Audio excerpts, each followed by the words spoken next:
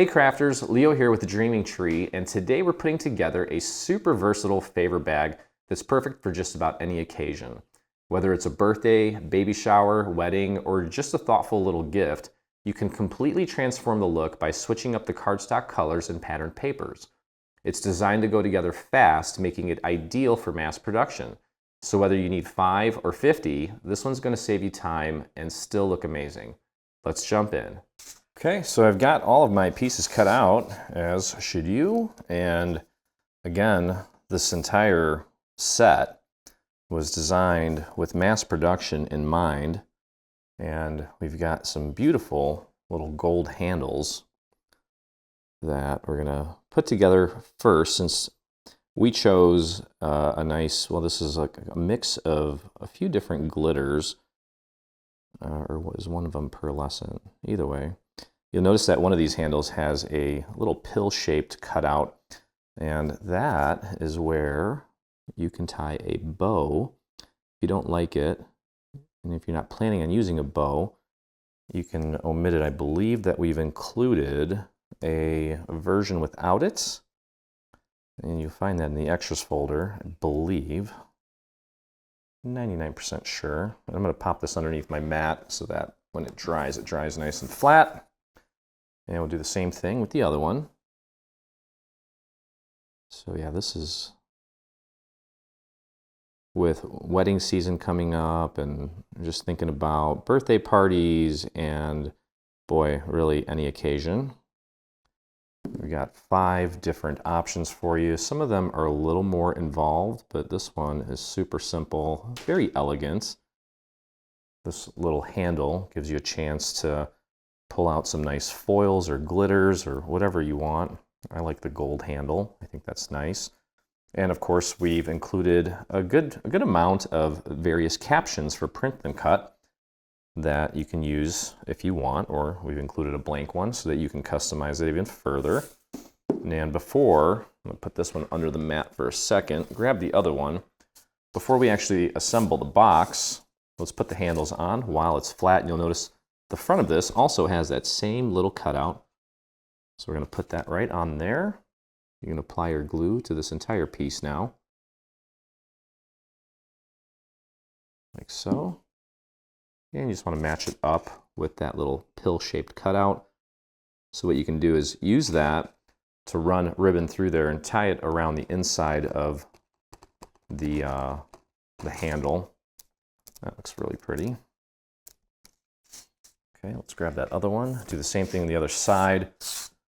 And again, you've got the print and cut, which we still need to glue together, but it's only 2 pieces. And again, even if you're you know, doing a baby shower, you got 20, 30 people coming, this is going to go super quick. And again, that is the main idea behind this. Or if you're maybe just going to someone's birthday party and you just need a quick little favor bag, just make one.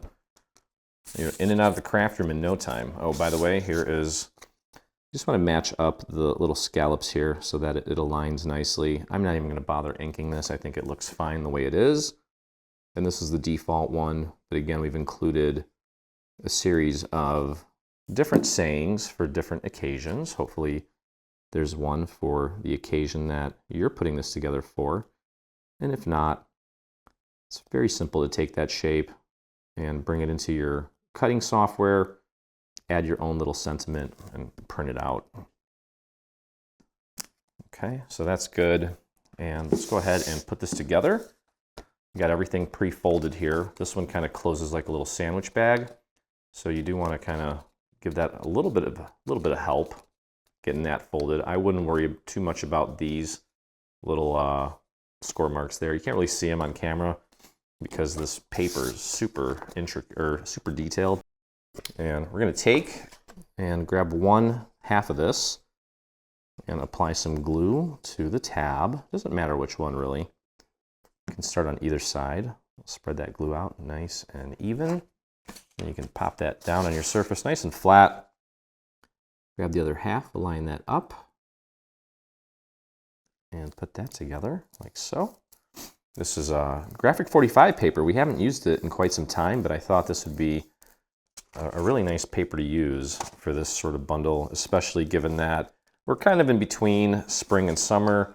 So we do still have some little bunnies on here. It doesn't necessarily make it Easter just because there's a bunny. I mean, Easter's over and there's bunnies all over the place. Hopefully not in my garden. And let's go ahead and close this up now. And you can literally just lay this down flat and grab the other end, bring it over. It should just line up perfectly since it's a symmetrical box. There we go. Just like that. Okay, and we can open it up. We have 3 tabs on the bottom. And we left out the liners because that's just extra paper. Don't need it. Whatever's going in here is going to be relatively small. And chances are you also will be using some sort of cool pattern, and it won't really make much of a difference. I mean, you really think about it, a lot of this stuff is super disposable anyway. How often do you, I mean, sometimes I keep gift bags if they're in good shape and I kind of reuse them. So, but either way, we'll go ahead and close this up. Make sure you line it up as accurately as you can. Press down on all 3 sides and then flip it over. If you have a little dowel handy, you can take that and push on the tabs from the inside. Okay, and you can see how it kind of folds up. Now you can either glue this down or use a little foam square. I think I'm gonna add a little dimension to this and break out the foam squares. Why not? There's no sense in, I mean, if you're making a ton of these and you don't have a lot of foam squares, that's fine. Just glue it down. But anytime you can add some dimension to something and let those shadows and highlights have some fun, I recommend you do so. And that's just going to go, just make sure you try to get it nice and centered. I'm going to hold it to where I can actually see the placement. There we go. That looks nice. Press that down. And then, of course, as I mentioned, we have the little slit here.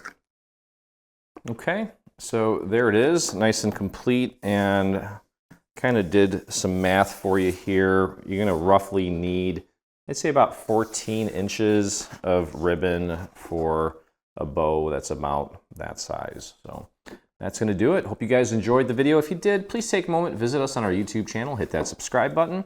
While you're there, hit the little bell so you get notifications anytime we release a new project, whether it be paid or free.